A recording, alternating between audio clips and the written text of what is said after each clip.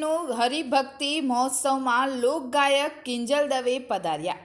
મકર સંક્રાંતિના પાવન પર્વ પર દિયોદર ખાતે ગજાનન ગૌ સેવા આશ્રમમાં અતિ વિશેષ આયોજન કરવામાં આવ્યું છે।